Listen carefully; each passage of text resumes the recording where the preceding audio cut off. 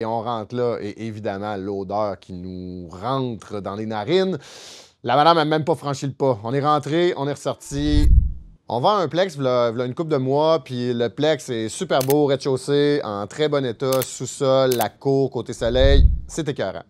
Il y a un locataire qui est là au deuxième étage depuis 1 an, avec un loyer qui a quand même du sens, là, autour de 1000 $, donc pas au prix du marché, mais en même temps pas catastrophique, donc c'est pas très problématique. On prend toujours des photos du deuxième étage de notre côté parce qu'on veut que l'acheteur ait une idée de c'est quoi qu'il achète, puis on sait qu'il va y avoir une condition de visite du deuxième étage avec promesse d'achat acceptée. On ne veut pas déranger le locataire trop souvent. Donc, on met la propriété en vente. On a une offre d'achat dans la première semaine, une belle offre d'achat qu'on accepte. Puis finalement, là, les acheteurs, ils vont visiter le deuxième logement. Puis le locataire a 3 chats et ça sent vraiment énormément l'urine de chat. Vraiment beaucoup. Fait que là, on rentre. Moi, c'était pas comme ça quand j'ai visité, quand on a pris les photos. C'était pas propre, mais c'était correct. Donc, on visite le logement, puis on a vraiment une odeur, puis les acheteurs décident de se retirer de la transaction parce qu'ils n'étaient pas satisfaits de la visite du deuxième étage. Ça va, on peut comprendre la situation, on remet la propriété en vente.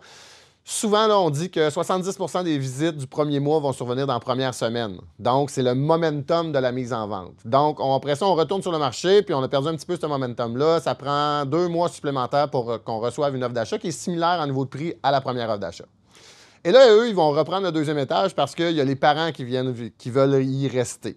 Donc, on fait une première visite avec les enfants qui achètent le rez-de-chaussée, puis on fait la visite du deuxième étage avec les parents. Vous devinerez bien que l'odeur s'est pas beaucoup améliorée malgré quelques interventions qu'on a faites. Donc, on arrive, puis je revois dans ma tête l'acheteuse, la mère de l'acheteuse, dans le fond, une belle petite madame avec son copain. Ils ont peut-être 70 ans. Super fier, et on rentre là, et évidemment, l'odeur qui nous rentre dans les narines. La madame n'a même pas franchi le pas. On est rentré, on est ressorti. Deuxième fois, les acheteurs se retirent de la transaction suite à la visite du deuxième logement. Évidemment, on essaie de trouver une solution avec le locataire, on offre peut-être même de payer, puis on n'a pas une super belle relation, donc ça ne fonctionne pas, même avec la propriétaire. On a une troisième offre d'achat, mais là, maintenant, on spécifie que le logement du haut, il est dans un état... Le logement, il est beau, mais bon, le locataire est un peu moins propre. On le spécifie avant d'avoir une offre d'achat, car évidemment, on ne veut pas avoir d'offre d'achat ou on ne veut pas se retrouver une troisième fois dans la même situation. Donc, on reçoit une offre d'achat. On est 15 000 en dessous des autres offres qu'on a reçues, mais on accepte l'offre d'achat. On est quand même content. Et là, on a la visite du deuxième étage.